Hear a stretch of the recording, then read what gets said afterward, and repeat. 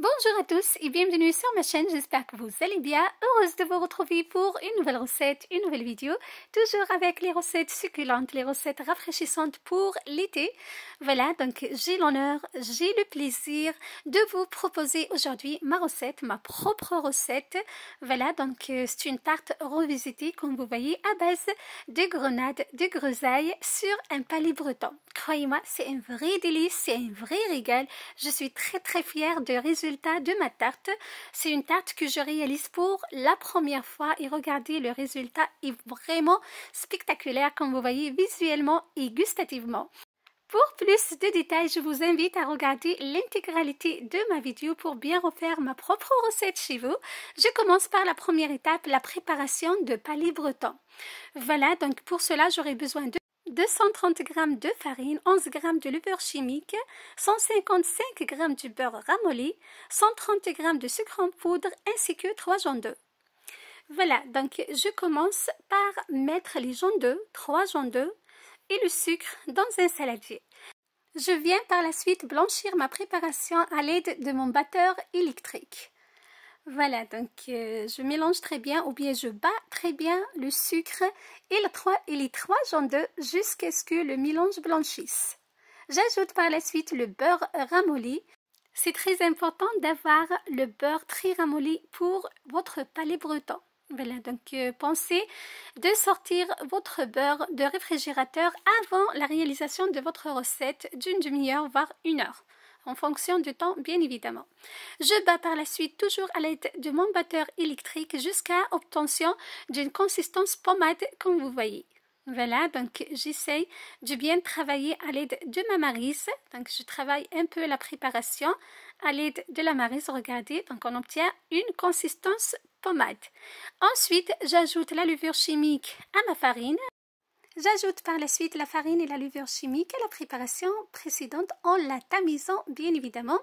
Voilà, donc je vous conseille toujours de tamiser la farine avant de l'ajouter à votre préparation.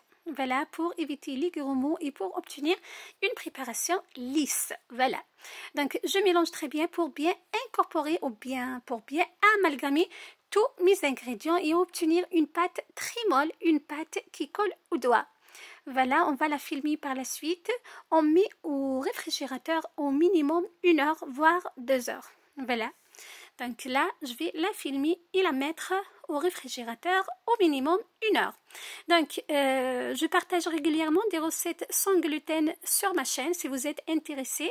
Voilà, donc pour les cœliaques, pour les intolérants au gluten, pour les gens voilà, qui font attention à leur alimentation en diminuant le taux de gluten dans leur nourriture, leur repas, leur plat.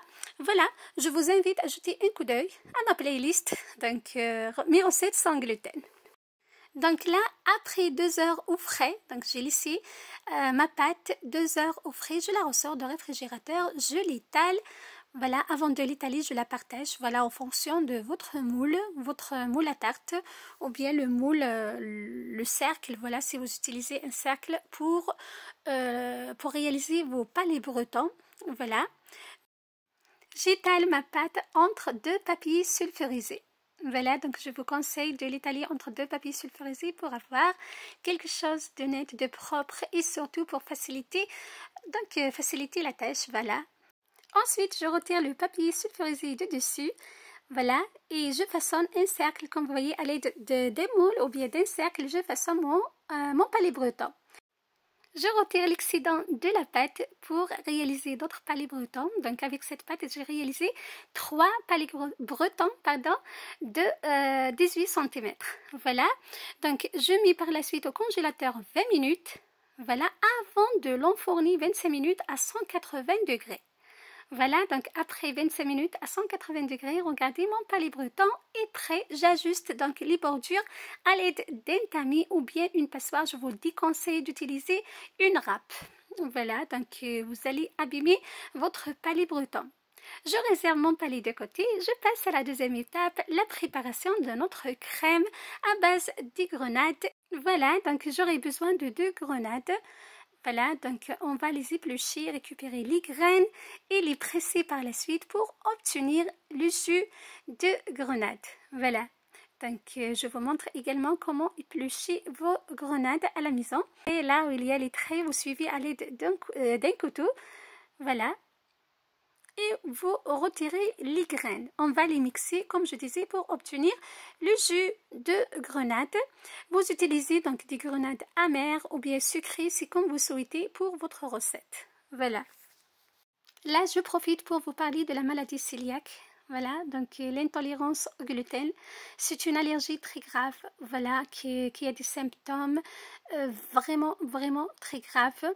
Voilà, donc je vais vous partager des idées de farine, des couscous sans gluten que vous pouvez consommer si vous êtes cœliaque, si vous faites attention à votre santé. Voilà, tout simplement en diminuant le taux du gluten dans votre nourriture d'une manière générale. Voilà, soyez toujours au rendez-vous. Voilà, donc là j'ai récupéré les graines de grenade, je vais réserver une partie pour la décoration. L'autre partie, on va la mixer pour obtenir le jus de grenade. Voilà, donc je continue la vidéo et je vous parle en même temps de la maladie cœliaque. Comme je disais, donc c'est une maladie à ne pas négliger, il faut faire vraiment attention. Si vous voulez tout savoir sur cette maladie, laissez-moi en commentaire, je vais vous faire une vidéo à part pour bien expliquer donc les symptômes, les causes et comment traiter cette maladie vous-même à la maison. Voilà, donc une fois mixé, je passe le jus de grenade, voilà, au passoire pour récupérer les graines, c'est très important, et pour avoir quelque chose vraiment propre et net. Voilà.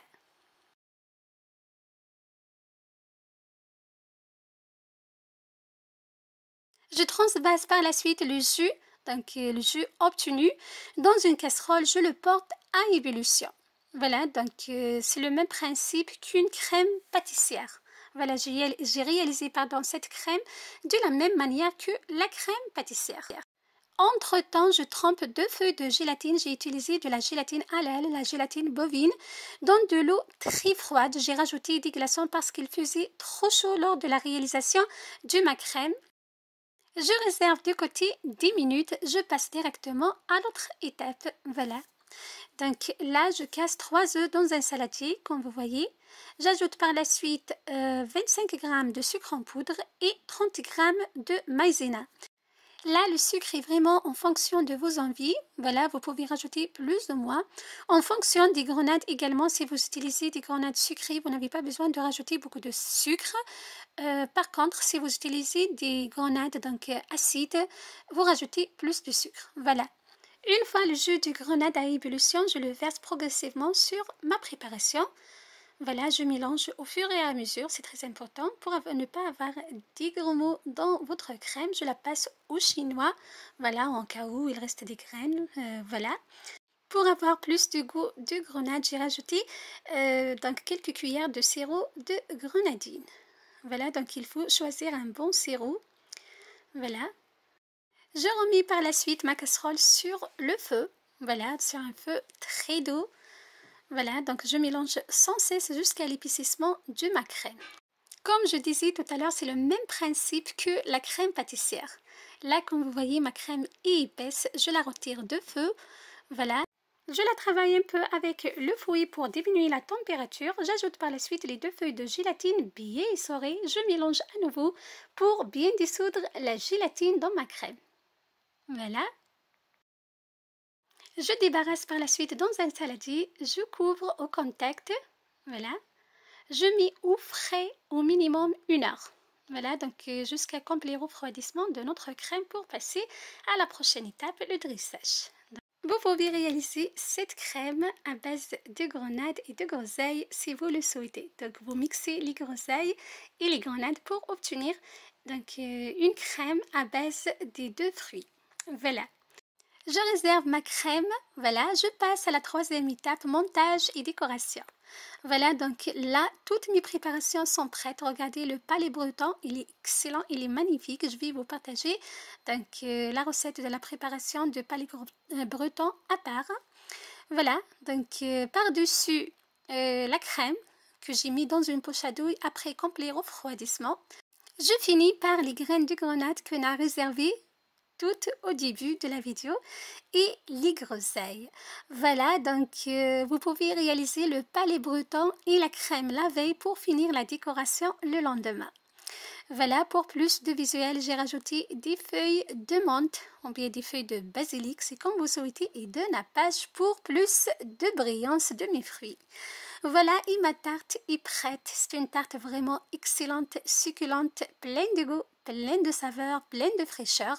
Voilà, une tarte que je vous partage avec un énorme plaisir. Je suis très contente, très heureuse de résultat et très fière de moi-même. Voilà, j'ai réalisé cette tarte à ma façon. Voilà, c'était ma recette, ma propre recette pour vous aujourd'hui. J'espère qu'elle vous aura plu. Laissez-moi tout en commentaire. Je vous donne rendez-vous très prochainement. Bye bye!